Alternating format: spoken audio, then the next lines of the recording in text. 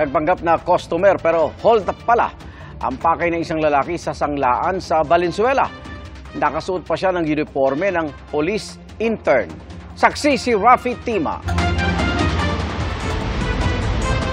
Sa halip na pera at alahas, posas ang napasa kamay ng suspect na si Ranel Halandone de Ramos matapos ang kanyang tangkang pag-hold up sa isang pawn shop sa Valenzuela. Suot ang uniforme ng isang intern na pulis at police bull cap.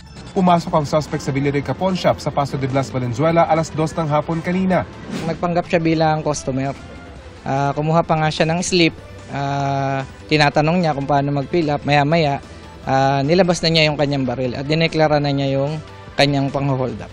Dahil may safety glass partition ng pawn shop, hindi ma-access ng hold-upper ang mga pera at alahas sa loob. Sinubukan din daw niyang basagin ang salamin. Sa halip, iniabot niya ang isang bag sa isang empleyado na nasa customer area para doon nilagay ang mga alahas. Ang delay na ito, sinamantala ng mga staff ng pawn shop at agad tumawag sa Valenzuela Police. Agad po nagresponde ang ating mga kapulisan, lalo po may nakadeploy tayong police malapit sa area. Kaya within 15 minutes po, nahuli po yung nang-hold up. Hindi na raw nakapalag ang suspect, pero ang insidente posibleng lumala kung hindi mabilis ang naging responde ng mga pulis. May 2 minor de edad na customer daw kasi ang nasa customer area nang magdeklara siya ng hold up. Base sa statement ng supervisor, hinold talaga yung dalawa. Mauuwi sa assessment ko lang, mauuwi sa hostage taking.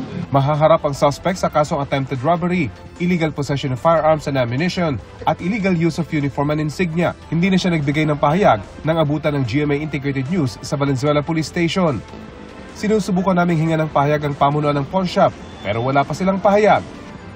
Para sa GMA Integrated News, Rafi Tima ang inyong saksi.